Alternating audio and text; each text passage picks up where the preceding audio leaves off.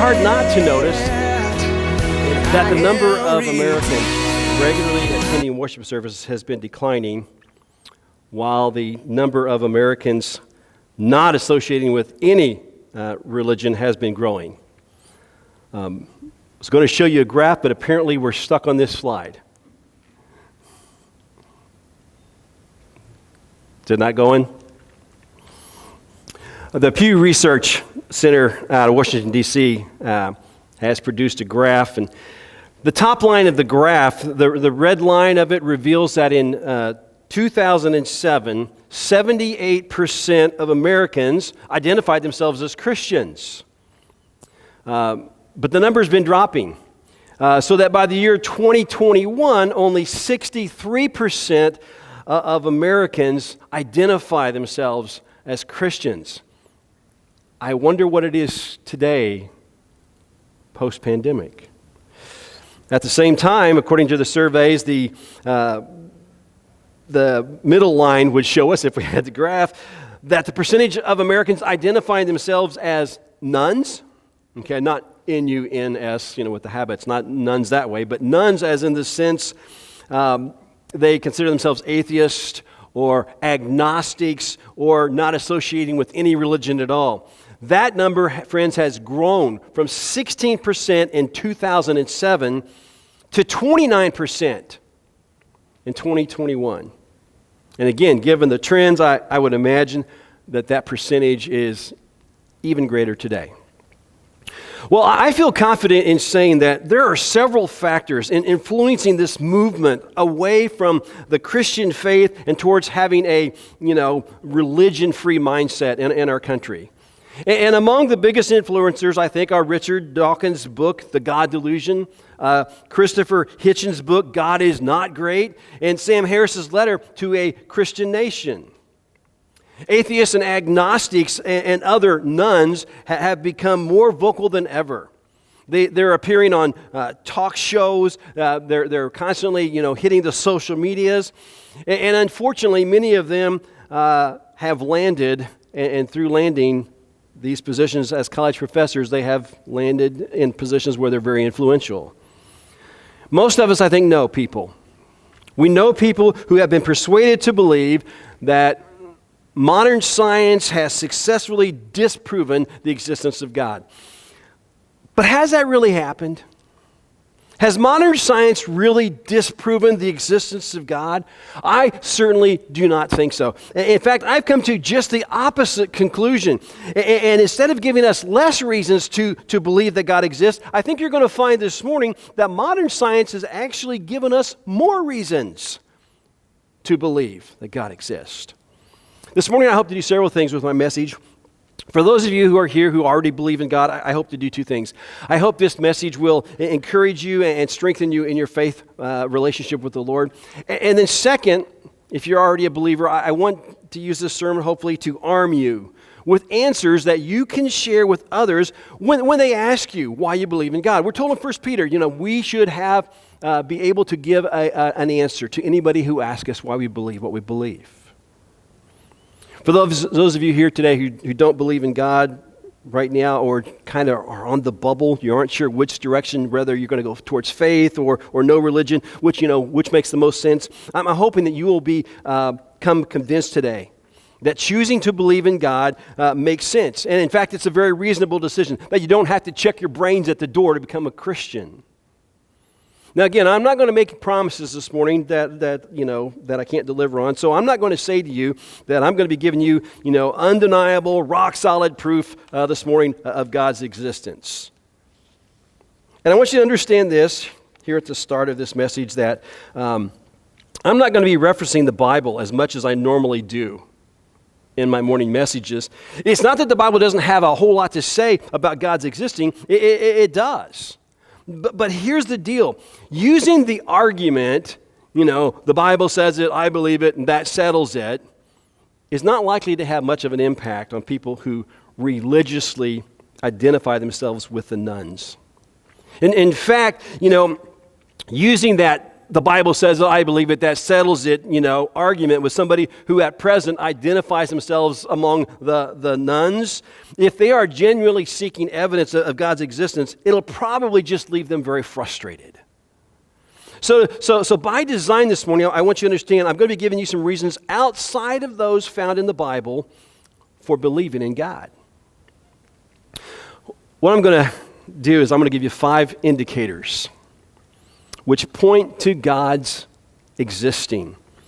And I'm going to admit here up front as well that some of this stuff I'm going to be talking about is kind of heady, okay? So I really want to encourage you to listen closely and keep your mind engaged, if you will, as I share with you this morning. So you ready? Here we go. The first indicator that I have for you to consider this morning is this. The fact that the universe exists points to the existence of God. This is what is known as the teleological argument. Dr. Hal Seed writes this: stuff exists, which creates a huge problem for the atheist. If nothing exists, then we don't have to explain it. But the minute we acknowledge that something's real, we have to come up with an explanation for how it got there. The universe exists. It's real. We live in it. We see it, hear it, feel it, breathe its air. Where did all this stuff we feel, hear, breathe, and smell come from? Well, let's use logic. The law of cause and effect teaches us for every effect, there has to be a cause. Hey, well, would you look at that? I'm wearing shoes and socks on my feet. How'd those get there? They got there because I put them there this morning. Check it out, I'm wearing a shirt, and dress pants on my body. I may want shorts by this afternoon, but right now, shirt, dress pants. How'd they get there? They got there because I put them on this morning. Wait. What's this? I found a comb in my pocket. Would you look at that? How did it get there? It got there because I put it there. It's a black plastic comb, by the way, and here in the corner there's a little oval. Inside the oval are the letters ACE. I didn't put those letters there. How'd they get there? Somebody must have programmed the machine that created this comb the comb was manufactured on to put those letters there, right? I mean, it's all cause and effect. For every effect, for everything that exists, there has to be something that caused it to exist. That's the teleological argument that philosophers have upheld for years. The universe exists, therefore something must have caused the universe to exist, right? And I believe the most logical explanation is that God caused the universe to exist. Now, of course, historically, there have been those people who have argued that the universe has always existed. But the fact of the matter is, modern science does not support that idea. To the contrary, modern science supports the idea that the universe has a beginning. This is a second indicator which points to God's existing. This is what is known as the cosmological argument, okay? It goes like this. Whatever begins to exist must have a cause. The universe began to exist, therefore the universe has a cause. You know, it used to be, friends, that the sharpest minds in science claimed that the universe always existed. Again, the sharpest minds in science, at one point in time, all believed and claimed that the universe always existed. Keep that in the back of your mind when you think about how science changes so much. You remember, it used to be just what were the components of the earth? Earth, water, and fire. And then we developed thinking later we got into compound elements, then we got to atoms, then we got to protons, neutrons, electrons, antimatter. Science is constantly changing. But you see what happened when the sharpest minds in science claimed the universe always existed. It opened the door to the possibility that the formation of the world and the existence of life came about by accident in their thinking, by chance. And so they began to think, if man got here by chance, over the course of billions and billions and billions of years, he evolved. And we're going to talk about that later in the series. But the reality, friends, is today, very, very few scientists, if any, at all, very few believe that the universe has always been there. A progression of events beginning with Einstein's coming up with his general theory of relativity and running through Edwin Hubble's measuring of red light, which confirmed that the universe we live in is expanding, to conclusions drawn by cosmologists Arvid Bohr, Alan Goth, and Alexander Villekin. They've led scientists, friends, to believing that the universe hasn't always been there, but that it does in fact have a beginning. As you've probably heard, they've come to call that beginning point the Big Bang. And they will admit that it's as if there wasn't anything there. And then suddenly, bang, the universe appeared. Now the crazy thing is, folks, is while most scientists have come to accept that the universe has a beginning, many scientists still refuse to accept that something or someone caused the universe to begin. Many scientists still want to run with the idea that the universe just appeared out of nothing. No cause. No, not the result of cause and effect, but it just appeared. To them, there was nothing. In the beginning, there was nothing. There was no energy, no light, no matter, nothing. No God, nothing. And then poof, bang. Something appeared, it exploded, and billions of years later, would you look at that, here we are. Honestly, friends, I think it takes more faith to believe that the universe came out of nothing than it does that the universe came out of something. Amazing, isn't it? How this very idea of the universe not existing and then suddenly appearing actually goes right along with what theologians have been saying for centuries when they talked about God's creating the world ex nihilo. Ex nihilo means out of nothing. And the idea is that God, rather than the universe, God has always existed, and that at some point in time in the past, God created the universe out of nothing. That He spoke it into existence. The universe wasn't there, and then suddenly it became a reality because, as the opening words of the Bible tell us in Genesis 1:1, in the beginning, God created the heavens and the earth. And as for God's creating the universe out of nothing rather than His shaping it in something that was already there, we find that it's only by His power that the universe came into existence.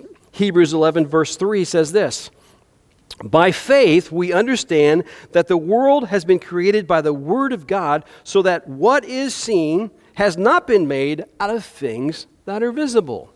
In other words, there was God in the beginning. And God spoke, and bang, He created the heavens and the earth. Now this brings us to a third indicator that God exists. Not only does the universe exist, not only does it have a beginning, friends, but the fact is the universe appears to be finely tuned to support life. And the fact that it appears to be finely tuned to support life, that points us to God as the fine tuner. I wonder how many of you caught Friday night's full moon. I think it was called the flower moon. Beautiful. I left the church building Friday night, and as I headed east, towards Lincoln Street, there it was shining right in front of me in all of its glory. It was a beautiful sight all by itself. But it was all the more captivating as I'm driving that direction and I'm seeing it as the clouds would kind of pass in front of it and partially block it at times and then clear away. It was such an awesome sight. I caught myself as I headed south on Lincoln. I kept looking to my left to catch another quick glimpse of it. I agree with the words of King David written so long ago, which are found in Psalm 19. The first 4 verses of Psalm 19 claim this: "The heavens declare the glory of God. The skies proclaim the work of His hands. Day after day they pour forth speech. Night after night they reveal knowledge. They have no speech, they use no words, no sound is heard from them. Yet their voices go out into all the earth, their words to the ends of the world." The heavens declare the glory of God. I read this week that word glory there that's used, it speaks more than just to the ideas of beauty and majesty. It speaks also to the idea of power, of God's creative ability, of His genius, and so on and so forth. And it's certainly true, isn't it? I mean, the heavens do in fact declare the glory of God without the use of words to people living all over the world. The beauty of the full moon, the thousands of stars we can see without the use of a telescope, the galaxies and nebulas that we can see with the use of telescopes, the northern lights, shooting stars, all those things and more. They all declare the glory of God, and they reveal, I believe, friends, they reveal to us that those things didn't just pop into existence out of nothing and without cause. Rather, friends, what modern science has made more clear is that the laws and physical constants that govern all matter, they appear to be precisely tuned. The laws and physical constants that govern all matter are precisely tuned to support, to allow for life to exist and flourish. There are dozens of variables within the very structure of the universe which had to be finely tuned and set the exact way that they are, friends, in order for life to exist. Take, for instance, the force of gravity. Did you know that if the force of gravity were to change by just one part in 10,000 billion relative to the total range of the strengths of the four forces of nature, then conscious life would be virtually impossible anywhere in the universe? To illustrate the precision, I brought up a tape measure here, and this is a 25-foot tape measure I've got with me. It's got markings, for every inch. It's got markings, to the 16th of an inch on here. Now, I can stretch this tape measure, as you can see. I can stretch it out a pretty good ways, and it holds pretty well. But there is a limit to how far it'll go before, the thing comes crashing down. It's a good tape measure, isn't it? Huh? But, now, what I want you to imagine is if we were to step outside, and instead of this being a 25-foot tape measure, that this tape measure was long enough to stretch out into space. And imagine that we're standing there together, and I'm stretching this tape measure out, and now we just keep going, we just keep going, we just keep going, we just keep going. And pretty soon the tape measure's to the moon. But we just keep going. We go past the moon.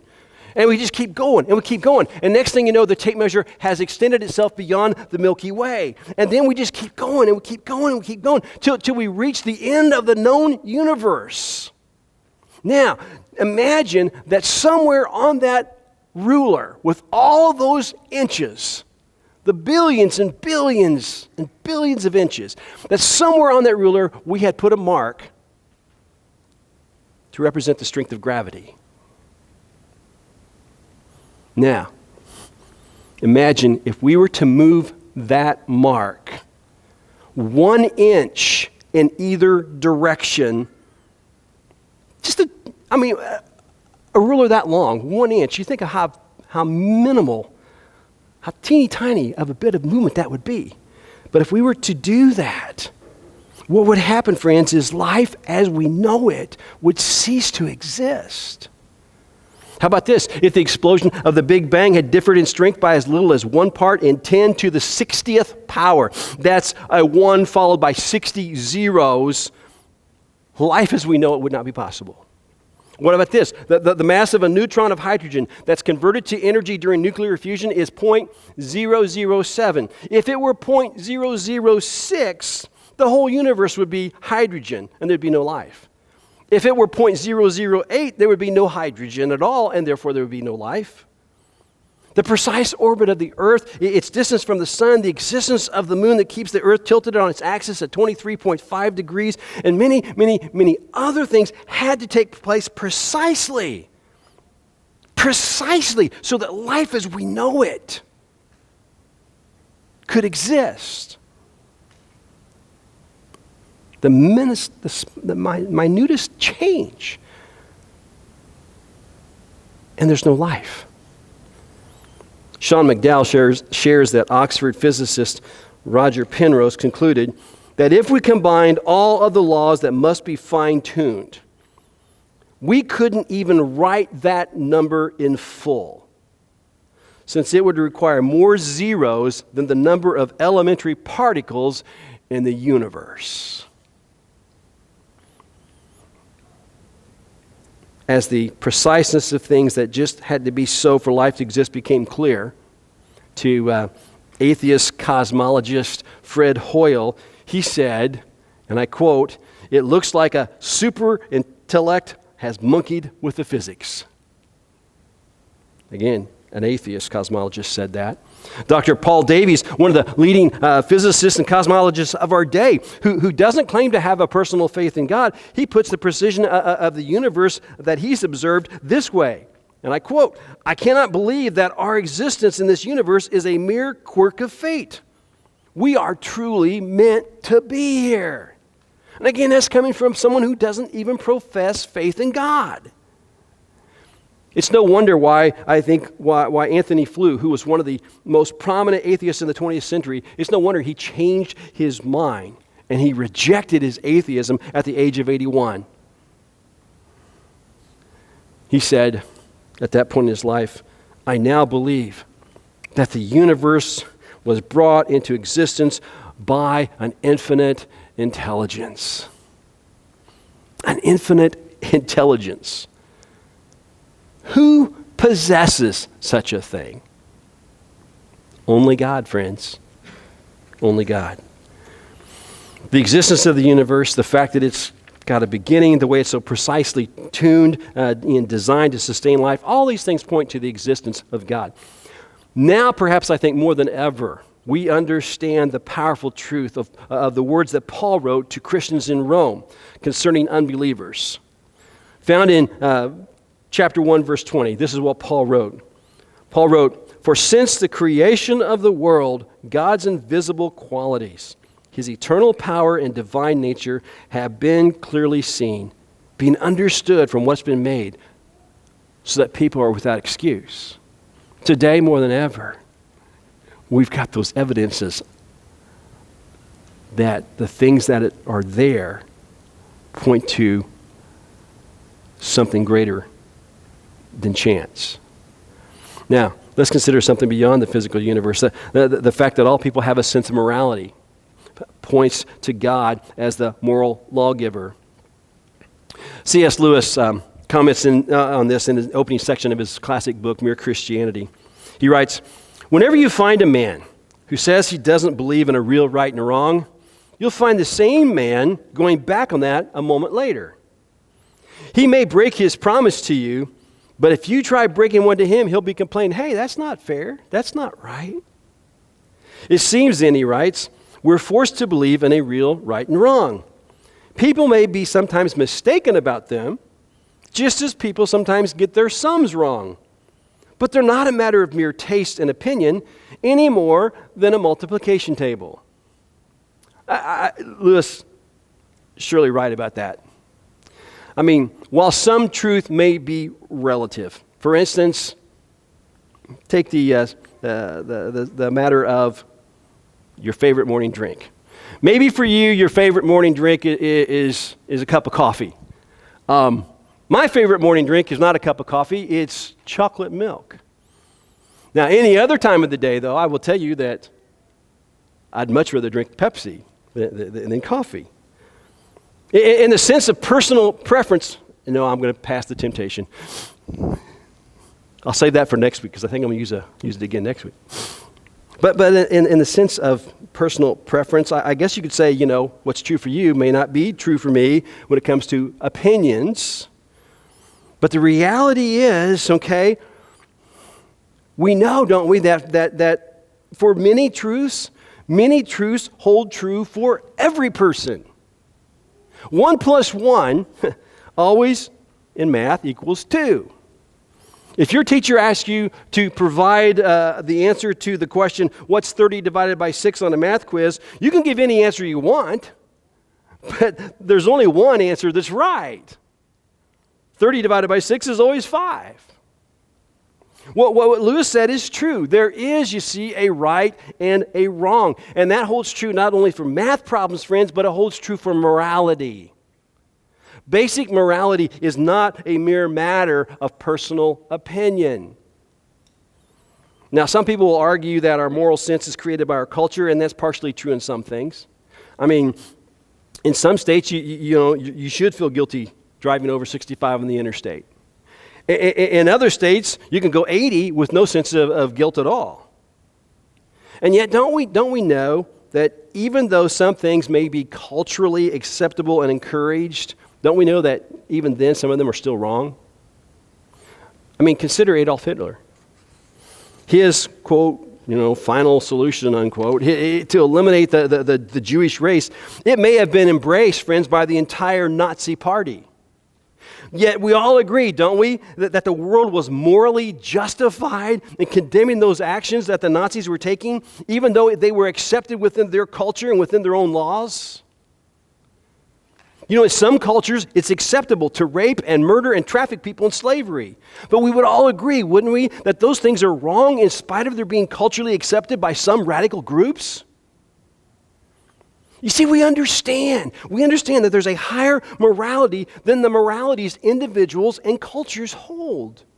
And where did that sense of higher morality come from? There must be a source, right? Cause and effect again. So what's caused us to have within us this awareness that there is a moral standard higher than we live by, higher than the culture advocates? Well, logic and experience tell us there has to be a moral lawgiver. And friends, that moral lawgiver is God.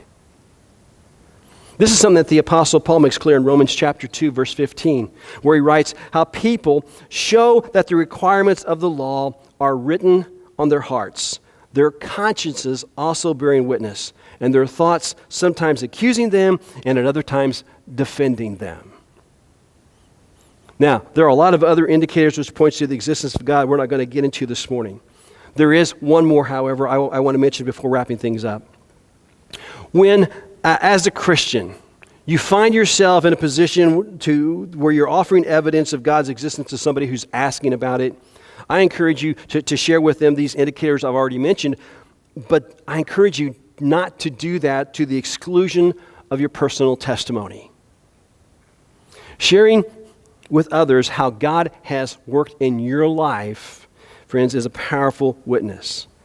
And I think it's important when we're trying to show others the reasonableness of believing in God to remind them that we're not alone in having personal experiences with God. That throughout history, many people have shared how they had personal experiences with God. And even today, a lot of people will tell you that they believe not only that God exists, but that they have had personal experiences with Him. I don't know how many of you listen to Joy FM radio, the Christian radio station out of St. Louis. But one of the things that they do on a regular basis that I do appreciate is they regularly have people share their personal testimony in 99 seconds or less. Regularly share the personal testimony in 99 seconds or less. And what happens is you're constantly hearing from different people about their experiences with God, how God has been at work in their life, how they have sensed His presence, how they have seen His power change them or bring about change in their life. Now, to give you an idea, okay, of just how powerful these indicators are that I've shared with you this morning, I want to quickly tell you about a debate that was hosted by Christian apologists Lee Strobel and Mark Milberg. The debate was held between a very prominent atheist named Frank Zindler and Dr. William Lane Craig. They held the debate at a church in Chicago. And get this, okay, nearly 8,000 people attended. The debate was on the question of whether or not God exists. And Dr. Craig used the arguments that I presented today along with several others. And then at the end of the event, folks, they took a vote. And when the numbers were tabulated, 97% of the attendees said the case for God's existence that had been given was stronger than the case for His not existing. Now, okay, yeah, it was hosted in church, and we might expect, that kind of results if they were all Christians. But understand, hundreds of people had indicated on their ballots that they were not Christians. And 82% of those people said that the case for God appeared to be stronger. And by the end of the night, 47 became Christians. You see, for those who are open to it, and those who are seeking it, there's plenty of evidence out there which makes the choice to believe in God very reasonable, very intelligent, especially when one considers the alternatives. I'm going to ask the worship team to return to the stage, and as they're doing that, let me just encourage you. When you have doubts, and we all do, handle them well like we talked about last week. But start with this. Start with this basic knowledge and understanding that God exists, and there's so much proof that he exists. Start there and then begin to work from there. I'm going to ask you to stand. If there's